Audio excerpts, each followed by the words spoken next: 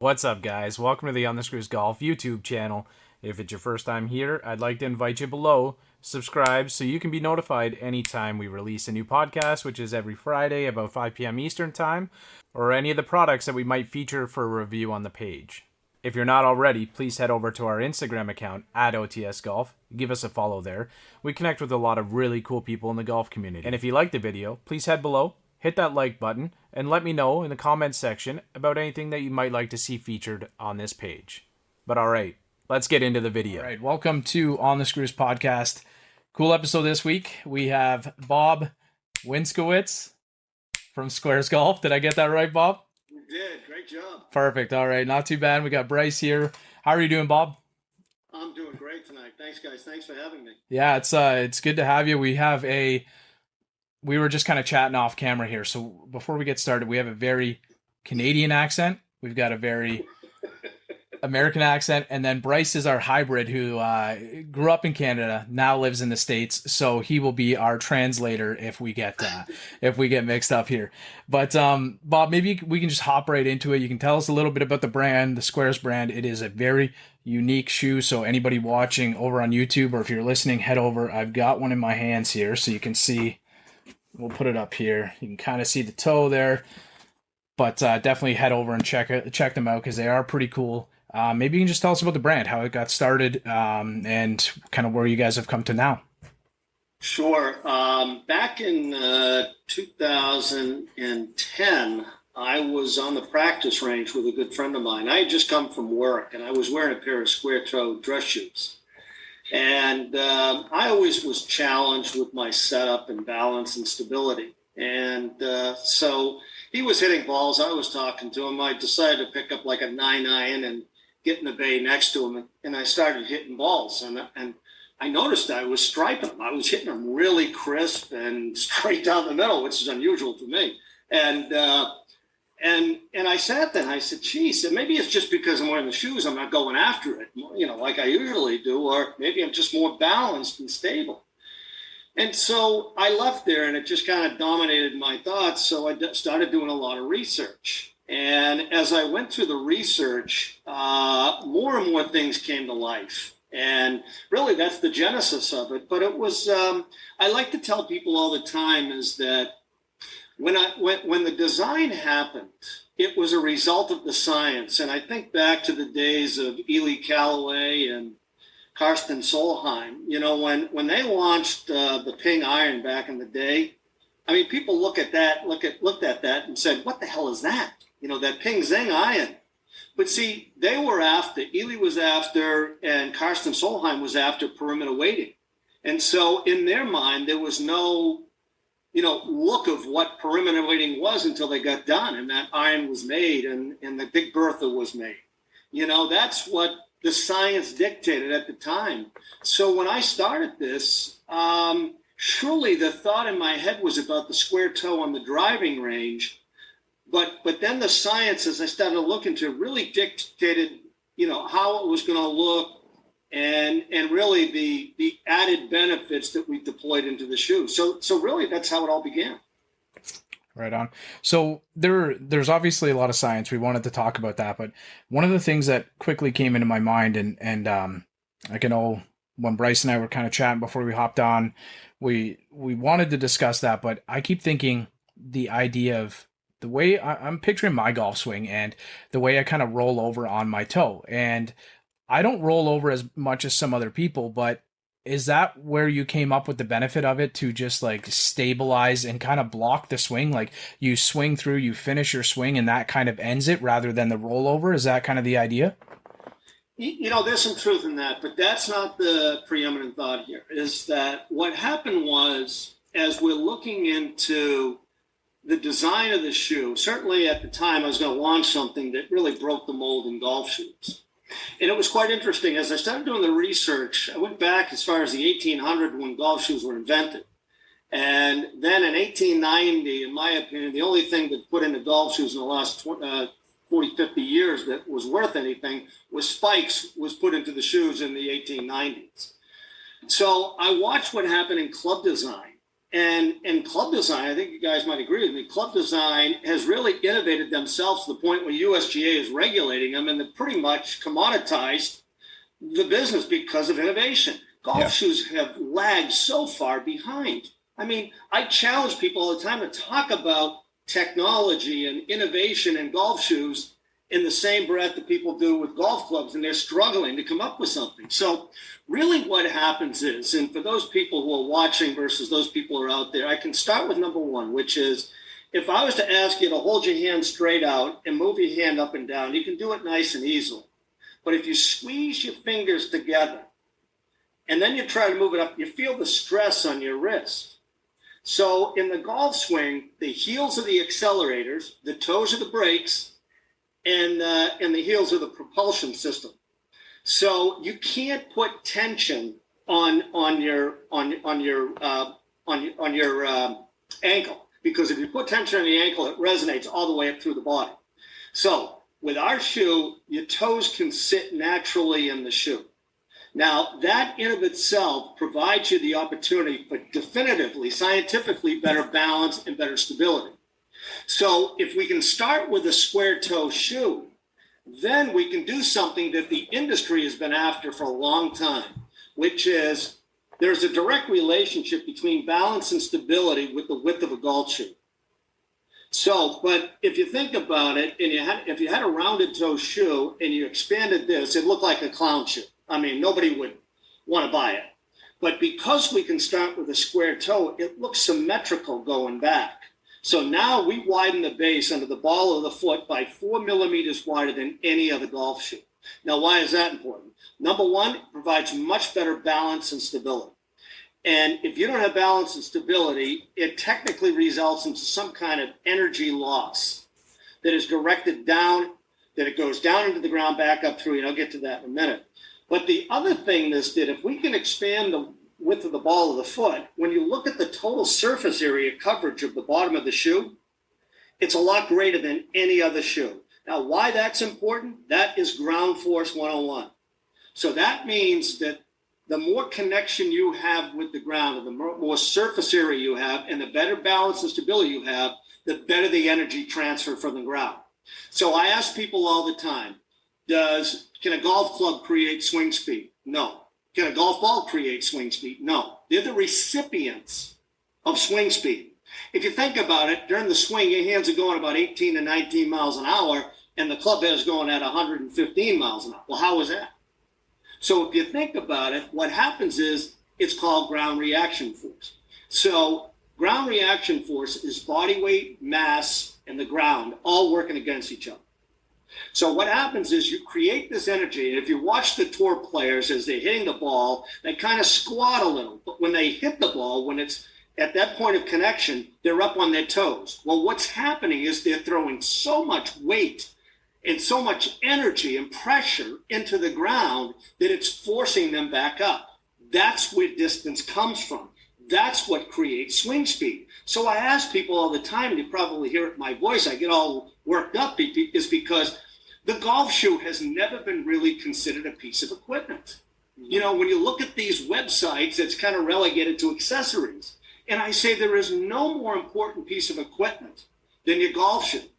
So the other thing I tell people too is that where the energy comes from, it's created by you. You throw it into the ground, it comes up through your body, into your hands, down the club, and into the ball. So they're merely recipients. And I say it's like the lightning rod in the lightning.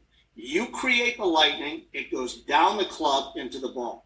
So I challenge people, if you don't really buy into this, sit on a chair, a swivel chair, pick up your feet and try to hit a golf ball.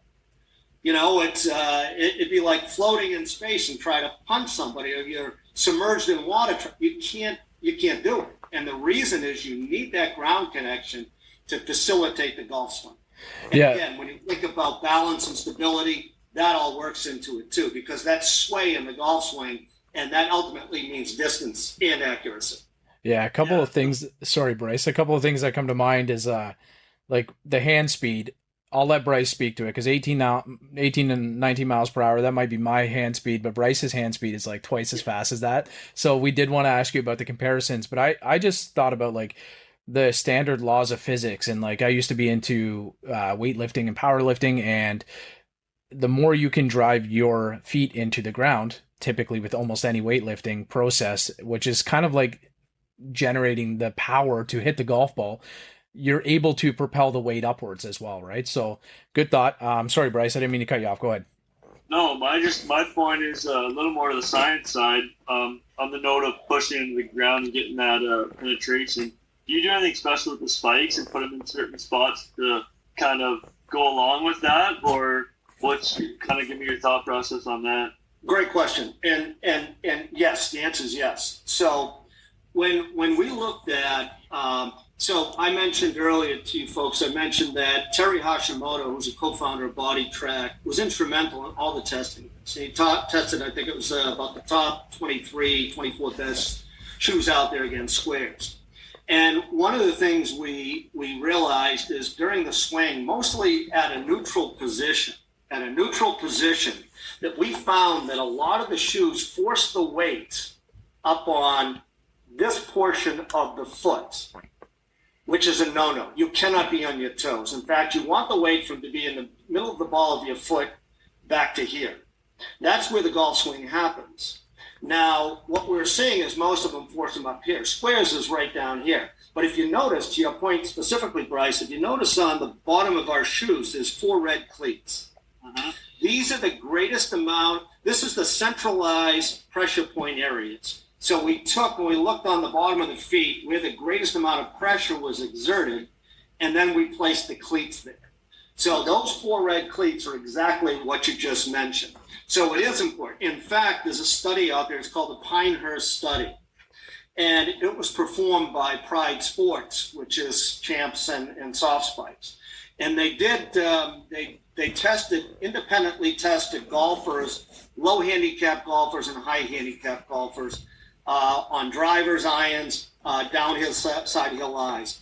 And it was proven out that on average, people were picking up 6 yards of distance from a shoe that had spikes versus a shoe that didn't have spikes. Now, when I say spikes, I mean cleats.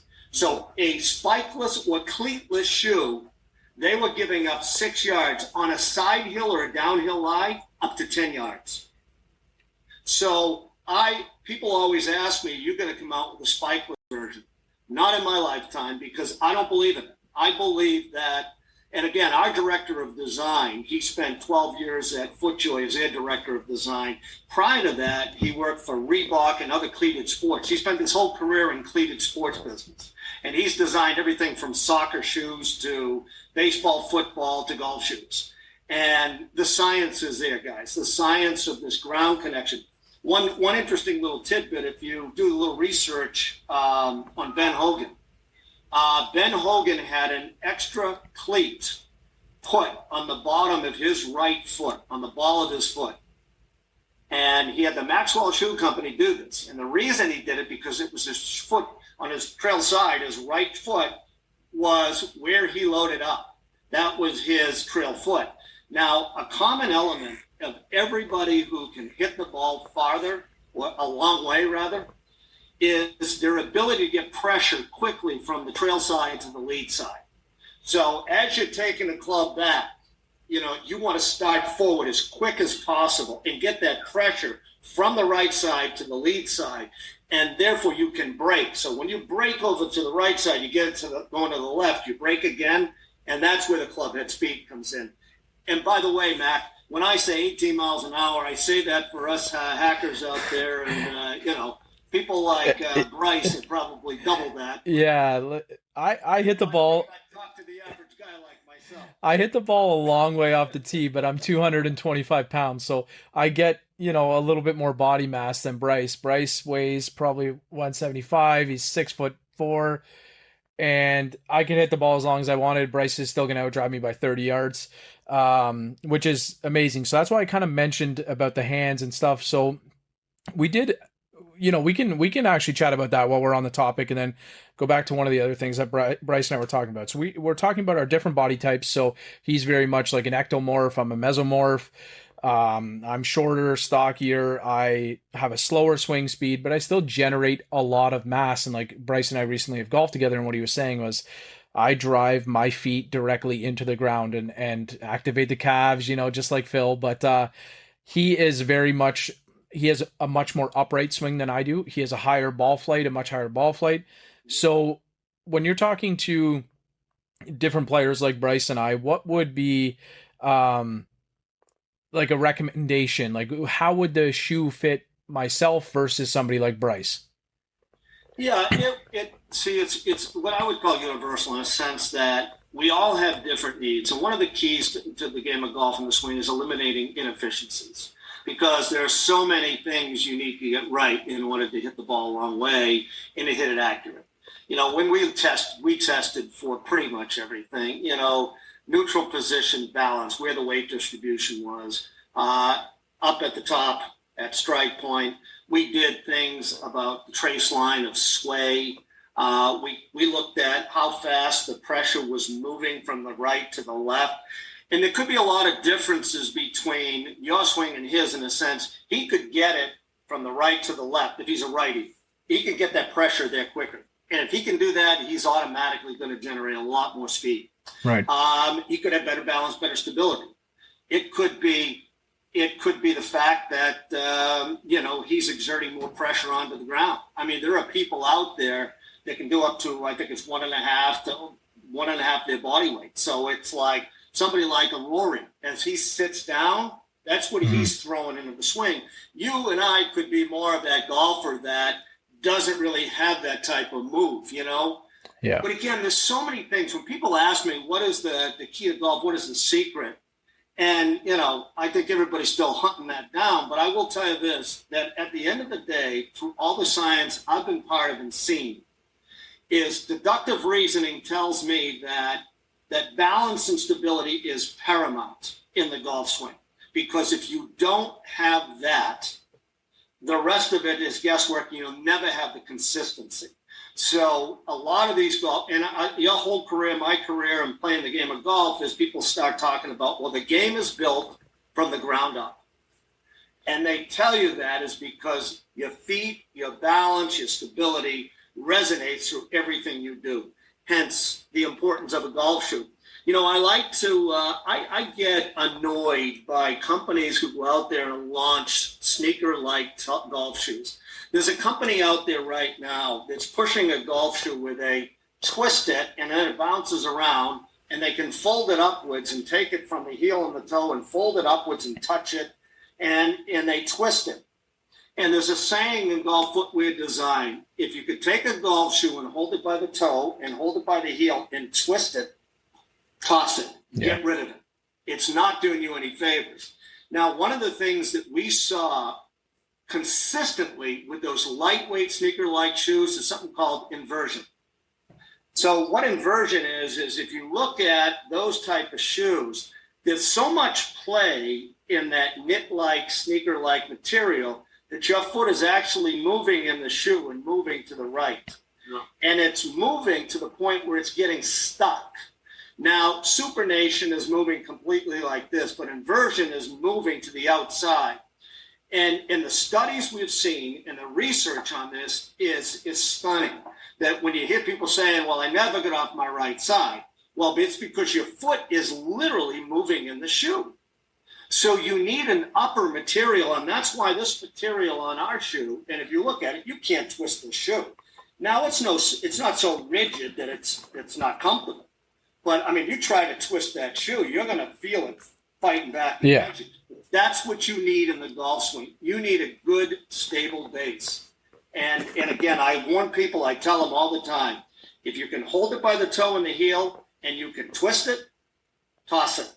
Well, it's the thought that I have, sorry again, Bryce, but the thought that I have, Bryce and I actually both play the same type of driver. So on the driver itself has the twist face, which promotes stability. Like it's literally put in the club to promote stability in your shot so you don't miss hits, so you don't like spray, and it creates a better dispersion, right? So one of the things when I was kind of looking up was the research on them. I was looking up My Golf Spy. There was a good article on there, and part of it was how it had the like the dispersion of it, right? So how the shoe itself promotes the dispersion. So that was one of the things. While you say twisting and stuff like that, I thought to myself, like the TaylorMade, I think M5 series and upwards, they have the twist face, which helps the ball kind of stay more stable. Sorry, Bryce, go ahead.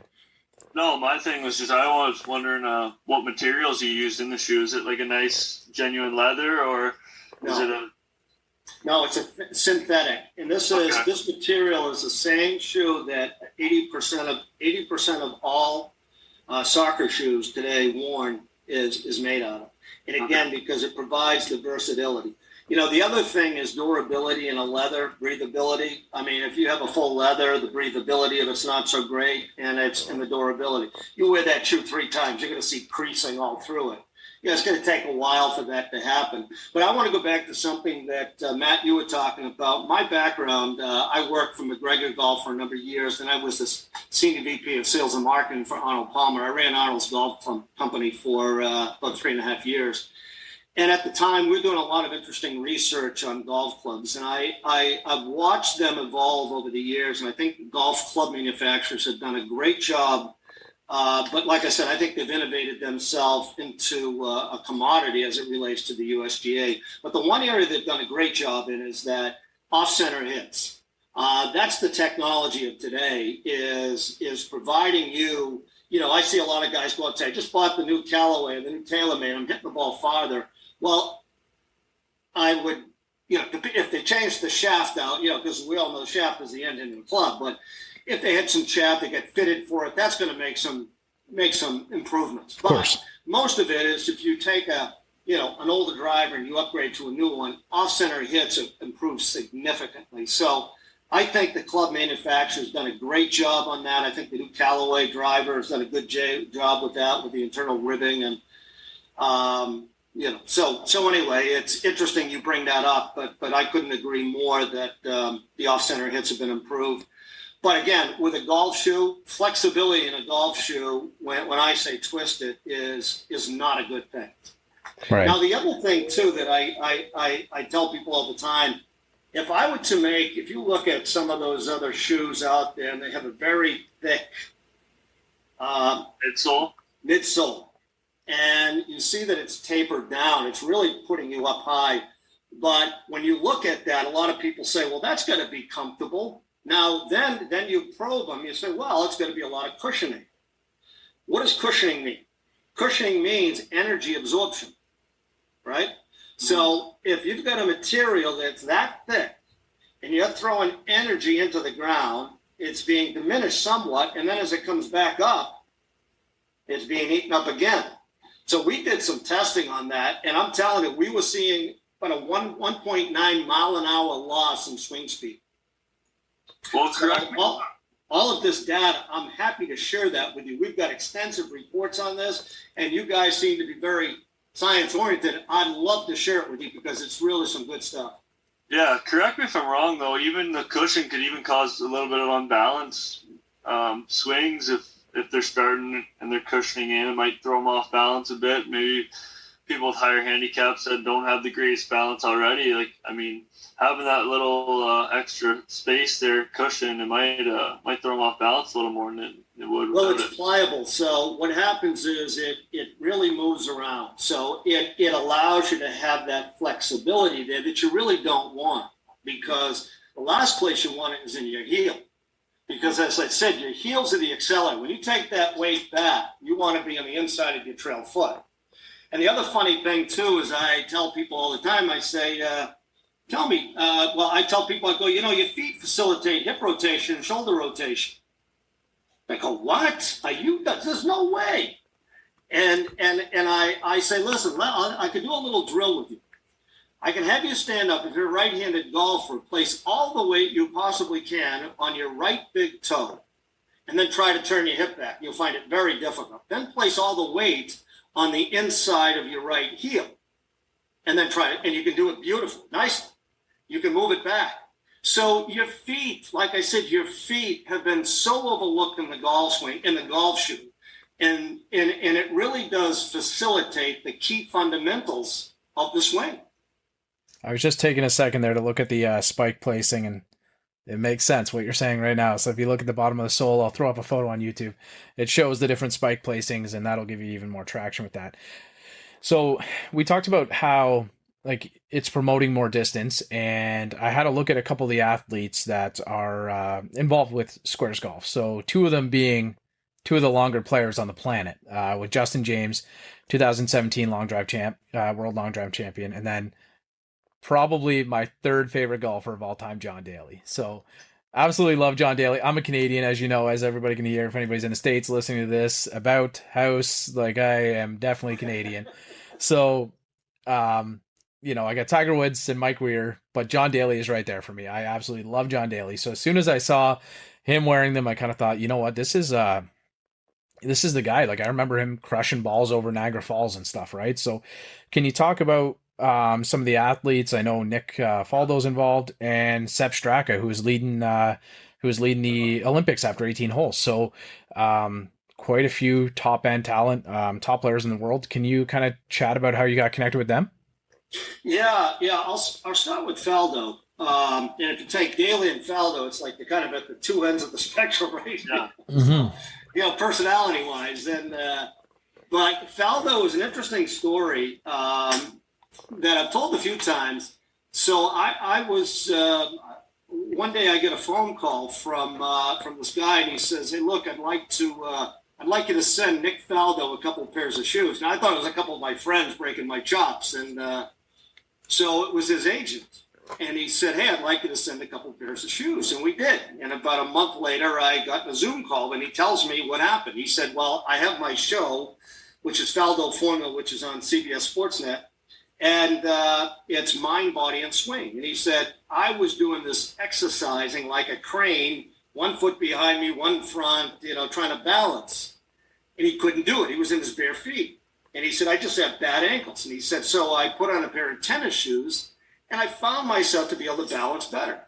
He said, "So I just decided to Google, you know, stable, balanced golf shoes." And thank God for search engine optimization, because Exactly. Up comes Sqairz. And he says, calls his agent, tells him to get a couple pairs. So anyway, I get him a couple of pairs. He calls me a month later. I mean, we get on a Zoom call a month later. And he's sitting there, you know, and he's got this look on him, like almost like a stern face. And I'm a bit taken back. And so he says, "Tell me the story." I laid it out for him. He goes, "Bob, I got to tell you what. This is the best golf shoes I've ever worn in my entire life." Now, coming for somebody like him, who is just a tactician, he's very, he was the guy that a lot of the tour players didn't like back in his day, because he didn't want to chit chat on the range. He was the guy that was hitting balls till all hours of the night. So he comes and he said, "Look at the best. How do I get involved?" And that was it. Now with John Daly, John is, I got to tell you guys, you won't meet a better person in your entire lifetime. No doubt. He is one of the most kind, empathetic people you'll ever meet. I mean, I've had the pleasure of working with Arnold Palmer. I used to see him every 3 months at a board meeting. And I won't exaggerate. I mean, I did get to know him. I had one of the best moments of my life when we were at the Augusta one day, one tournament, and I'm standing on the 10th tee box, and he walks up, and he was playing at the time, and walks up. He says, "Bob, how you doing?" Everybody around there's looking at me. I'm going to just put my shoulders back, and I'm like, yeah, it was me. You know? Yeah, that's anyway, me. But John is the type of guy, when you're talking to him, you got his undivided attention. He's not looking for fame. He's not looking for, and he'll talk to you. He called me the other night, just out of the blue, calls me the other night. He goes, "Brother, I love those slides you just came out, but I need a couple more pairs," because that's all he wears. He wears the sandals. And but he is a genuinely good guy, and I met him through his charity. I was looking at that shoe that you're holding. I was looking to partner up with a group that supported veterans, and I had heard through mutual friends about Major Ed and John Daly and their Heart of the Lion charity. And so I made a call, and we got together and sent John some shoes, and he loves them. See that I'm fresh through the low. Go ahead and count out the birdies so far. It's 3 in a row. 224 to the hole, no hybrid behind, I pull as a foe. They say that you drive for the show. They say that you puff for the dough. Remember, I used to shoot hunters. Garment approach on my wrist. Yeah, I was playing with John Daly, and I've always been, a guy who could hit the ball a long way. And, John has always been one of my heroes growing up because, he was the one who invented the long ball, in my opinion. He was a grip it and rip it guy. So, he was Bryson back then without all the science degrees, and so it was interesting. I'm playing with him, and I get up there, and I tagged one. Now, my reputation was always all postage, no zip code. So, it would go a long way, but where it goes, who knows? Well, I pound one out there. He hits one. It had to be 30 yards beyond me. I mean, when I tell you this guy still got it in terms of, not to say I'm the measuring stick, but I'll tell you this, that it was a long way for somebody his age.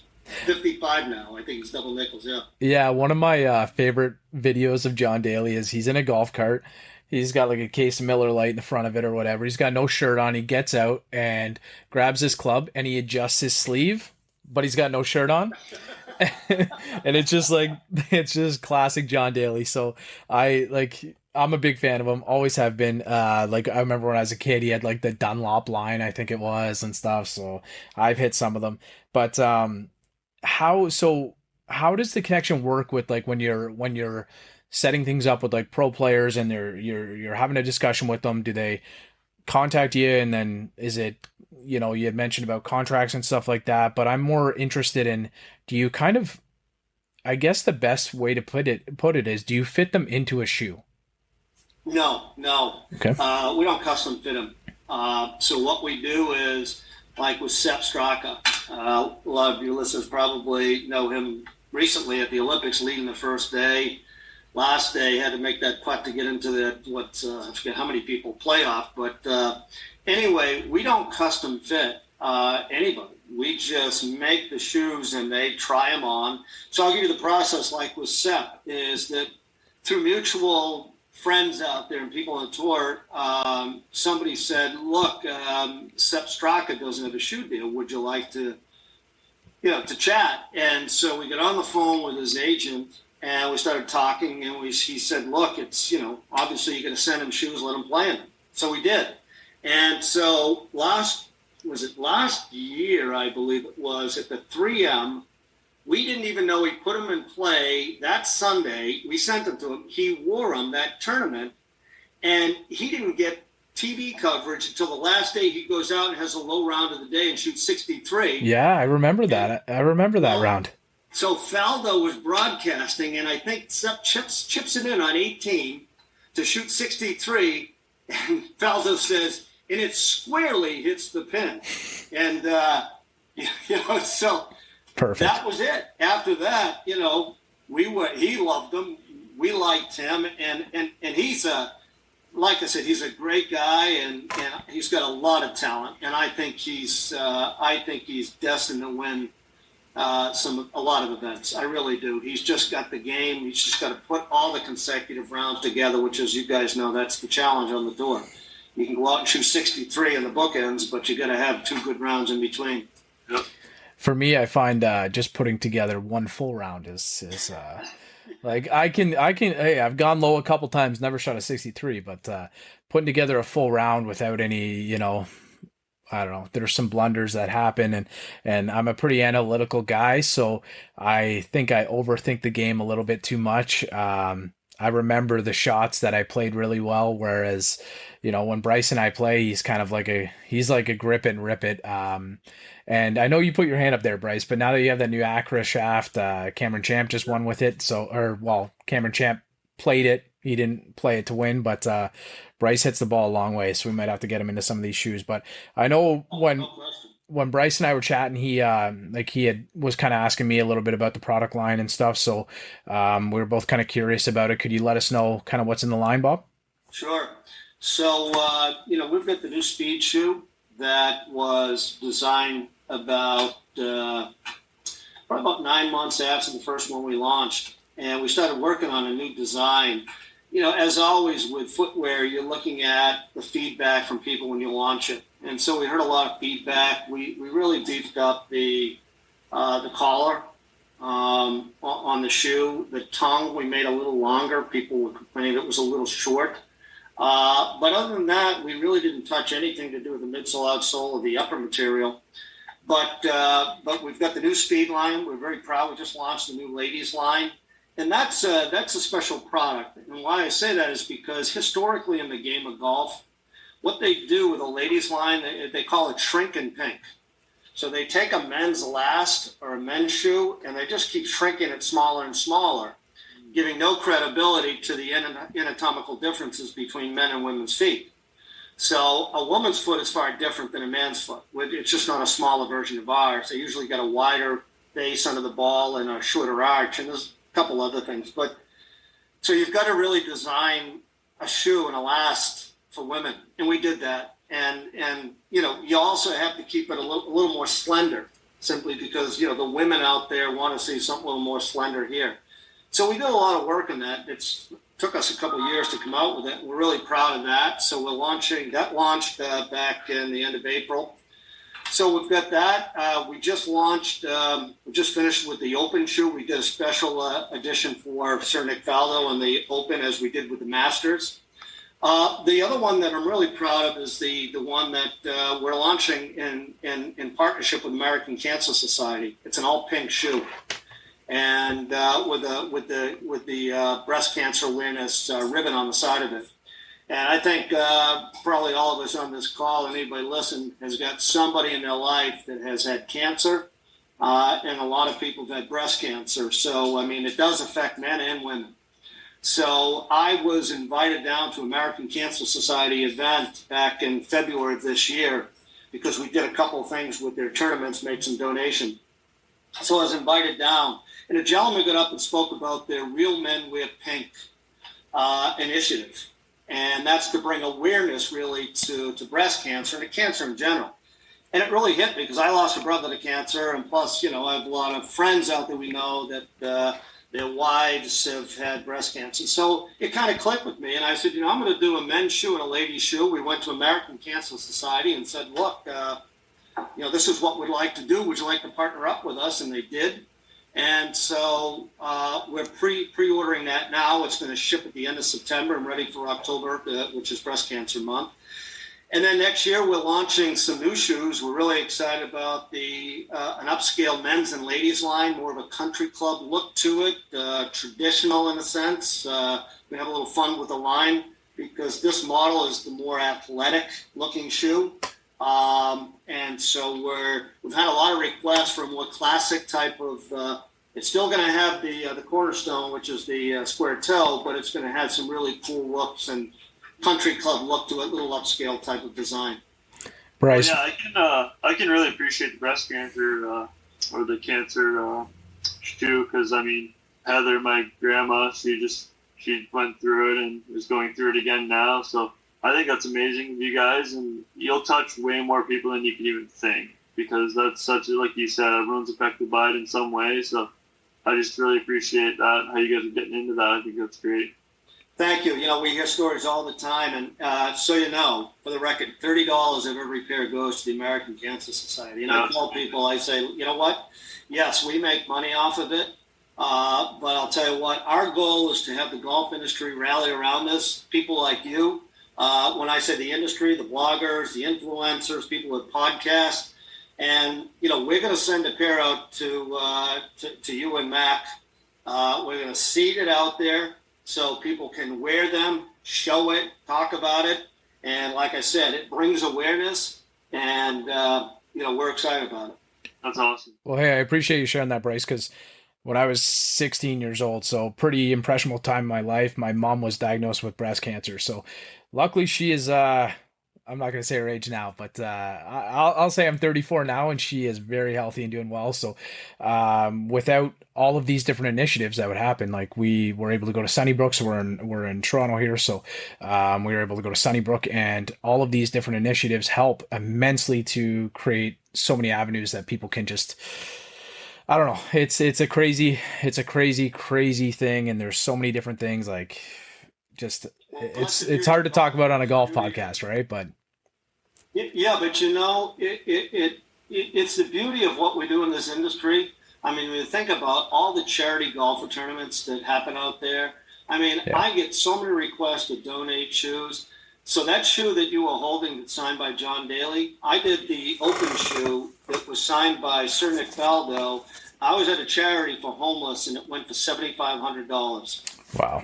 So, I mean, you know, the golf industry does a lot of great things. And it really takes people like yourself to get the word out, you know. So look, we all do our part, you know, keeps everybody healthy and, you know, brings awareness to this. Because when it comes to breast cancer, you know, it's the education that is paramount. Because if women go out and have do mammograms consistently, they usually can catch it in time and they can treat it.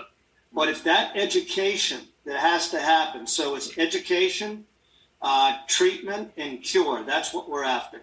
So that's the key to this. That's awesome. I appreciate what you guys are doing, Bob. And I don't want to just move on to the next topic, but I was thinking Bryce has got a wedding coming up next year. So those that new line that's a little bit more of a country club, that's where he's having his. So we might go right from the golf course. Wait a minute.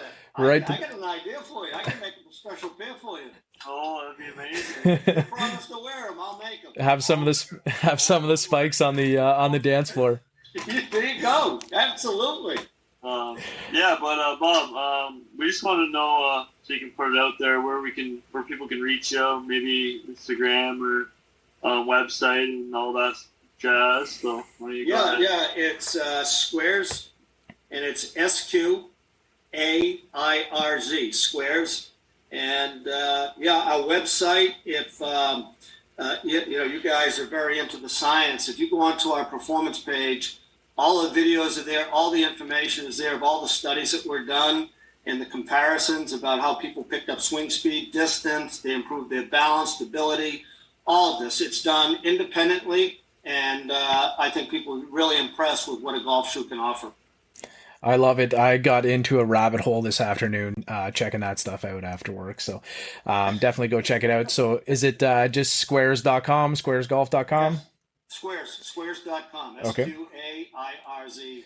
So what I'll do is when I post the episode, I'll link the direct website so anybody who wants to go check them out, because the major edition shoes you got to go check out. Even if you just want to have a look at them, they are amazing. Like the Augusta ones, the Open Championship ones. If you're watching this on YouTube, you can see how to spell Sqairz right above Bob's head. The logo's there, and go check them out. Obviously, you guys are doing a lot of great things, connecting, touching so many hearts and so many people. So, you know, do what you can. If you can afford to get a new pair of golf shoes, definitely check them out, and let's grow it together, right? So thanks everybody. If you're not already, follow us on OTS Golf at OTS Golf, on the Sqairz podcast on YouTube, and you can listen to this wherever you listen to podcasts. Thank you, Bob. We really appreciate you having on. This was amazing.